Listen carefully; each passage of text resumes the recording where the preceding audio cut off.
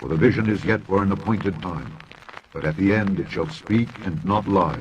Though it tarry, wait for it, because it will surely come. It will not tarry. It's called money. It's the thing we need in order to buy and sell. And it's nice to have some. Can you imagine there ever being a time when men will not use money? A cashless society? The whole agenda is to create a one-world government where everybody has an RFID chip planted in them. All money is to be in those chips, right? There'll be no more cash. All your money is going to be in that chip. It's going to be a cashless society. We want a cashless society. It costs us $5 billion for checks and cash to move around our company. You want a cashless society? We are driving towards a faster, but we have more to gain than anybody in a sense from a pure operating cost, and so we're driving it. When was the last time you wrote an actual check or bought something with cash? Swiping and tapping our cards and our apps are not just the easiest way to spend money, they're the safest way, unless of course we misplace our phones or our wallets, and then it's a nightmare. It is hard to misplace your hands, however. And soon your hand may be all that you need to buy anything that you can afford and many things that you can't. There's three aspects to this New World Order.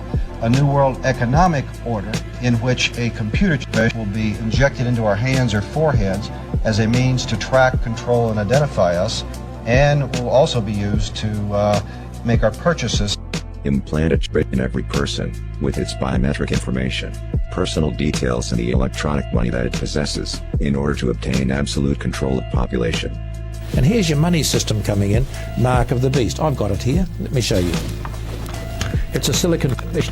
I'm now showing you, Howard, a silicon fish inside a plastic block. I'll show you. Right in the centre there. Right? Yeah, the little fish is in the centre. Here is a blow-up of the thing. Look at this one. It's a little glass tube with electronics inside it. I'm talking about the plan for a cashless society, where there's no physical money, and the only way that you can pay for anything is electronically. What's the country going to do when money doesn't work anymore? Because money is almost over. And that means there has to be another system of barter and trade. The chips are coming. Microchips are coming. This is the mark of the beast.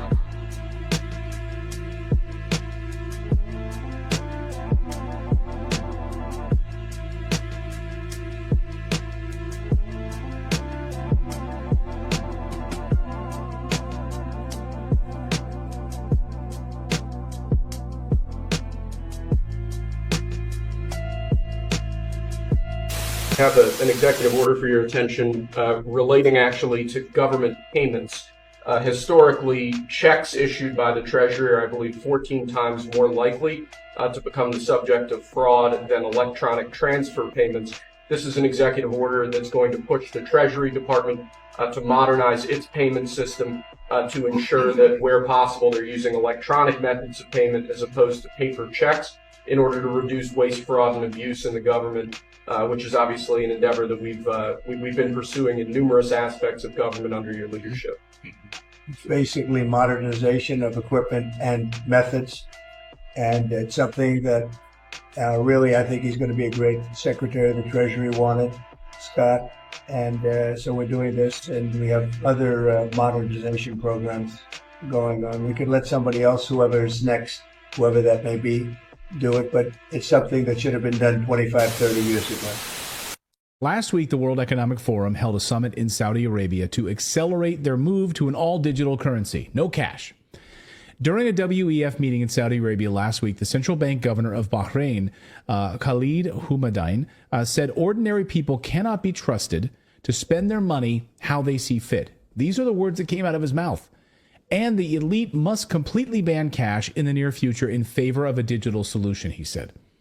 Houmadine also, then he sort of boasted that the general public is going to accept what we tell them to accept because they're going to do this without a struggle because we're going to give them a central bank digital currency. And basically he's saying, you are all sheep, and when the elites speak, you will follow us. Watch him and listen. If we think cash is the analog and digital currency is the form of digital. CBDC is the digital form of cash. Today, clearly, we're in a hybrid situation. We're using both. And we know in the past, when it comes to cash, central bankers were very much in control with all aspects of cash. And now we're comfortable to the point where the private sector plays a big role in the printing of the cash, in distribution of the cash, and with the private sector, we use interest rates to manage the supply of cash. The same thing is likely to happen with CBDC.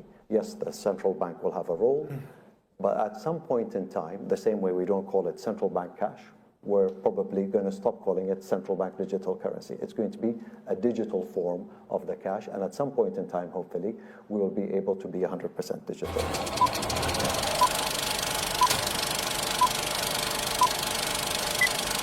What people don't mention is, what do these CBDCs actually look like? You know, at the moment, there's a bit of talk about this being phone-based apps. And yes, that is the initial phase. But what was already ready around 2015 is the ultimate goal, what they really want. Apparently, I was told by a central banker, is, you know, CBDCs looks like a small grain of rice that they want to put under your skin, which is, in my view, a violation of human dignity. And they realize there is a hurdle. So to get people to accept this, there will be, you know, why suddenly are all the billionaires saying, let's have universal basic income? Because the story is going to be, oh, now we've created this vast unemployment and disruption and crises. Well, we need universal basic income. You will get 2,000 euros into your account every month. But of course, to run this efficiently, we need to use the latest technology. So, you know, you need the CBDC implant.